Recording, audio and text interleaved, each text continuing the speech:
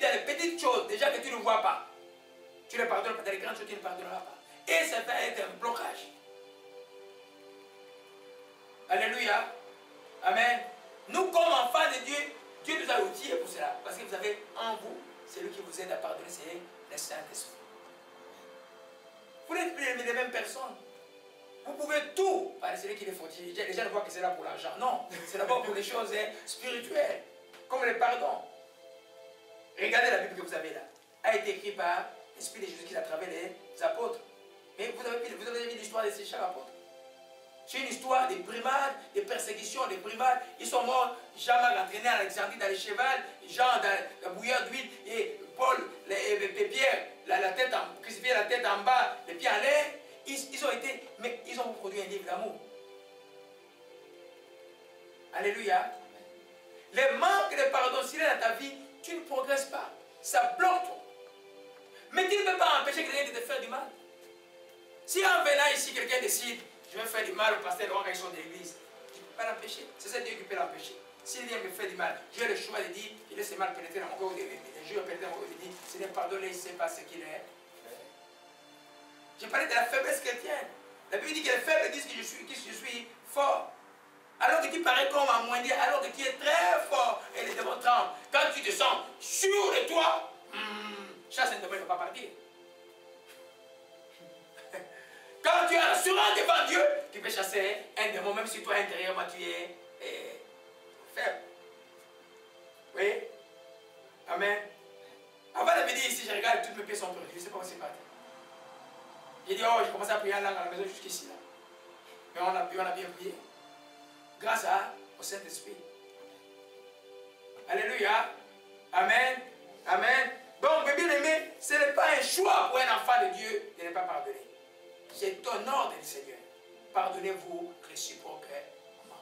Ça, tu vois, dans ce texte, dans Éphésiens, il dit, et puis humiliez-vous les uns, soumettez-vous les uns et les autres. C'est lui qui orgueille, ne peut pas se soumettre.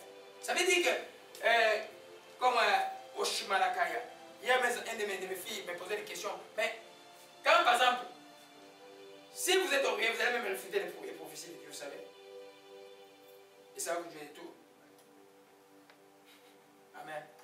Quand vous êtes soumis, vous allez accepter. Parce que la Bible dit par rapport aux prophéties, ne méprisez pas les prophéties, examinez-les. Mais c'est bien ce que Dieu a fait. Donc quand tu me dis quelque chose, j'écris et puis je vais prier pour savoir. C'est qu'un enfant de Dieu fait. Tu examines et puis c'est fini. Alléluia. Ici nous sommes l'église prophétique. Dieu parle. Tu vois, on est en train d'arranger, j'ai en train d'écrire. Tout cela, c'est des messages que Dieu donne. Mais si quelqu'un, tu doutes de ça, mais tu vas prier. Mais si tu rejettes, demain il y a des problèmes. Comme quelqu'un me disait, fais le mais l'esprit de mort là en toi, là, si quelqu'un dit un jour il va mourir. Parce que je crois que Dieu t'a où tu as chassé l'esprit de mort. Je trouvais que c'était trop que je chassais trop d'esprit de mort partout. Mais il y en a partout. Alléluia. Gloire à Jésus-Christ. Le cinquième, nous continuons. L'orgueilleux aime qu'on le pardonne alors que lui ne veut pas pardonner. Amen. Parce qu'il est égoïste, l'orgueil. Voyez un peu. Surtout quand quelqu'un veut te dire, pardonne-moi, j'ai mal fait. Il y a des chrétiens qui disent, non, non, je ne veux pas te pardonner, c'est ton histoire avec Dieu. Mais c'est grave ça. Alléluia. Quand quelqu'un vient, moi quand j'ai même dans un consulat, quand quelqu'un dit, fait même une petite grave, il dit, je demande pardon, je dis on clôt là-dessus. Tu vois que les gens veulent encore continuer, on va continuer encore. Il a dit, il demande pardon. Quand il demande pardon, on va continuer quoi. Je vais peut-être accuser quelqu'un qui demande pardon, parce que Dieu n'accuse pas quelqu'un qui demande pardon. S'il a fait véritablement, c'est lui avec Dieu. S'il a fait demander à ma soeur, c'est lui aussi avec Dieu. Mais moi là qui a écouté, qu'il a dit à demander pardon, j'arrête. Parce que Dieu ne peut pas forcer quelqu'un à demander pardon. Amen. Le pardon est quelque chose de volontaire, une conviction certaine du Saint-Esprit de la vie de quelqu'un qu'il a mal fait, il va vers l'autre dire que je demandais pardon. Amen. C'est pourquoi l'orgueil ne peut pas faire ça. Alléluia. Amen. Vous allez dire, mais oh, il y a des mal trop. Il n'y a pas de mal qu'on a trop fait. Si ton mal a dépassé le mal de Jésus, alors ne pardonne pas. Si ton mal a dépassé le mal de la croix du calvaire, alors ne pardonne pas. Mais si ton mal est en dessous de ce que Jésus a vécu à la croix de Calvaire, tu dois te pardonner parce que tu t'es identifié C'est l'évangile fait des exemples. Hein. Juste après l'ascension de Jésus-Christ, les autres on parle de cet Étienne, vous connaissez. C'est un diable, parmi les 9 diables qu'on avait choisi. Étienne, c'est à cause de la vérité on l'a lapidé. Il a dit, Seigneur, ne les répète pas ce péché. Il voyait une gloire.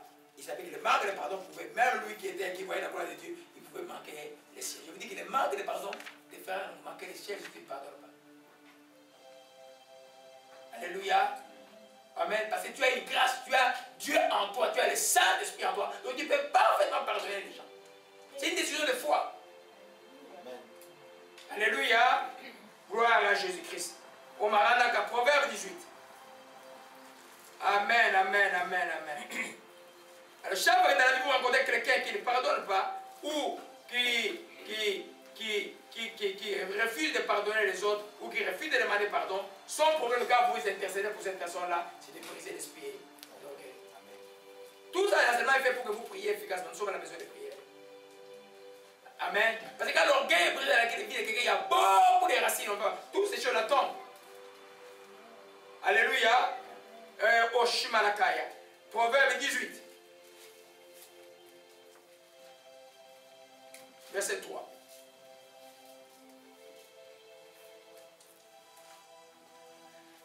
Quand vient le méchant, vient aussi le mépris. Avec la honte vient l'opprobre. Amen.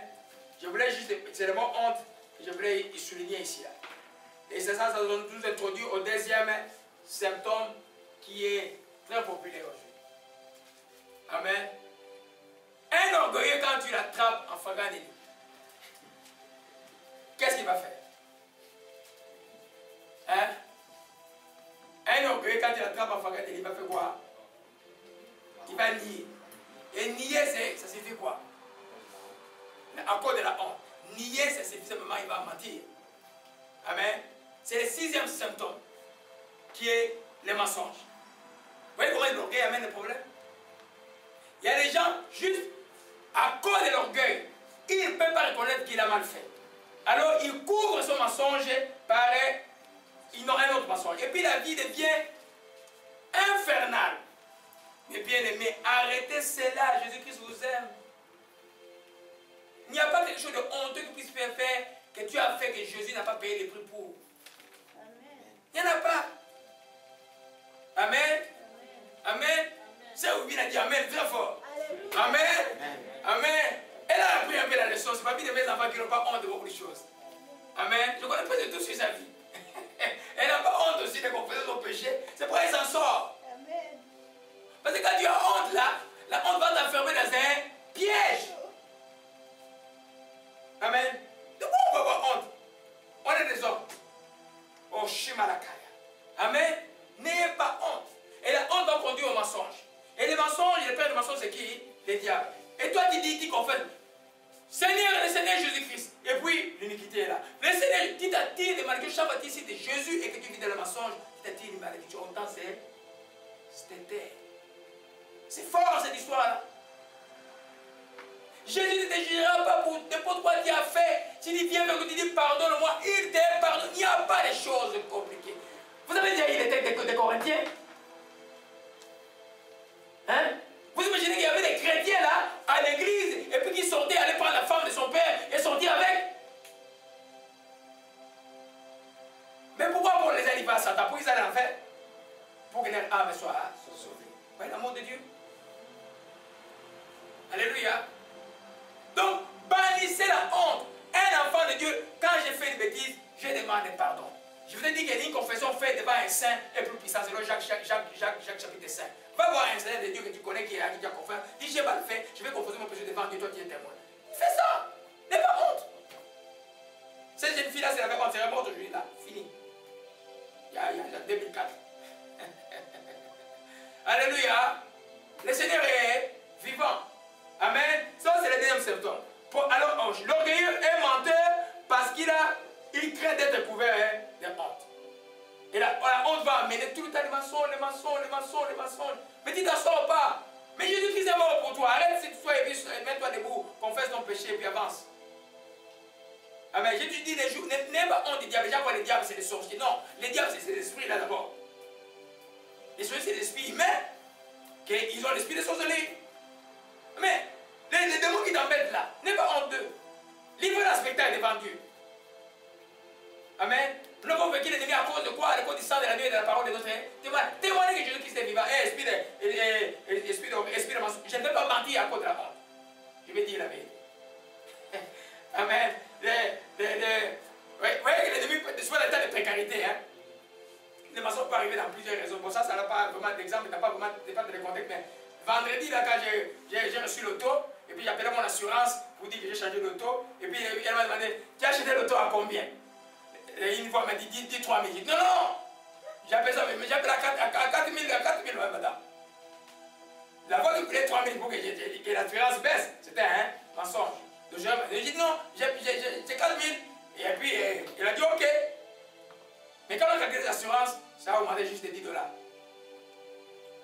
voyez un peu? Ah, mais ça, c'est notre enseignement. Comment est-ce que la perte des hommes peut tendre un piège? Ça, c'est autre chose. Alléluia. C'est la même chose. C'est la honte qui joue beaucoup de problèmes et la peur qui joue beaucoup de problèmes dans la vie des enfants de Dieu. Alléluia. Proverbe 8. Amen. Nous sommes dans les pratico-pratiques, mes bien-aimés. Nous sommes vraiment dans les pratico-pratiques. Là, il faut pratiquer ces choses-là. Il ne faut pas les occulter simplement. Pratiquer les pas honte du diable. Amen. La grande jupe que tu veux donner à diable, c'est de confesser ton péché. Et puis, il est foutu là. Il n'a plus de pouvoir sur toi. Alléluia. Gloire à toi, Jésus-Christ, que ton nom soit béni. Omarana shimara kamoda kashimara kaya. Yao shimara kabara saka shima. Yao koshimara kabara maresako. Resakramana shike. Alléluia. Gloire à toi, Seigneur, que ton nom soit béni. Gloire à toi, Jésus-Christ. Omarashi Marakaya. Amen. S'il vous plaît, allons au Proverbe 16, d'abord 16, verset 18.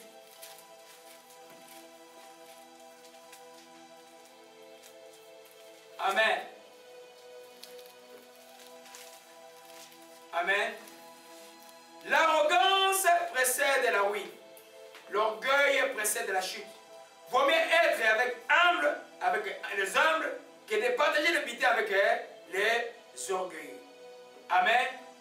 Les principes, on va entrer en détail avec cela. Les principes que je vous donne aujourd'hui. L'orgueil précédant la chute, l'orgueilleux connaîtra certainement les échecs, mais comme il doit mentir, il devra toujours mentir pour maintenir sa bonne réputation. L'échec va arriver à tout le monde. Tu lui demandes quelque chose qui a réussi, non, j'ai réussi. On faisait jamais le conseil médical, il y a des gens qui mentaient comme ça. Là. Amen. Il y avait ma fille me disait une fois, il y a un monsieur sur Facebook, là, des étudiants en médecine, et puis lui, il faisait poser des questions sur les gens, alors qu'il faisait semblant qu'il avait réussi, alors il a joué tous les examens. Ouais, c'est pas bon ça. Amen. Un échec, c'est normal dans la vie. Un échec, c'est une opportunité de répondre, une opportunité d'apprendre dans l'humilité et de répondre. Un enfant de Dieu, quand il y a une chute, un échec, tu reconnais Seigneur, tu rends grâce et puis tu vas t'en sortir. Mais l'orgueil va essayer de m'ouvrir. Amen. Et à la maison, ça va très très mal. Comment ça va? Tout va bien. Si tu ne le dis pas à la foi parce que tu as prié, ça c'est différent. Si tu le dis parce que tu as honte des gens, tu couvres quelque chose qui est dangereux parce qu'il va exploser un jour. Alléluia. Donc, quand on est dans les chemins de l'orgueil, Dieu est résistant aux orgueilleux. En d'autres termes, tu vas connaître beaucoup de résistances dans ta vie. Amen. Ça veut qu'il y a deux résistances dans la vie. Vous avez la résistance de Dieu. Quand tu n'obéis pas à Dieu, mais quand tu fais quelque chose, ça c'est une résistance qui part parce qu'aujourd'hui, jusqu'au temps où tu vas te réconcilier avec Dieu. Et puis il y a la résistance des démons quand Dieu a dit tu es béni, même quand Dieu dit que tu es béni, la chose est à toi. Le diable peut encore te résister. Tu peux même connaître des échecs. Quand tu es dans la volonté de Dieu en train de partir,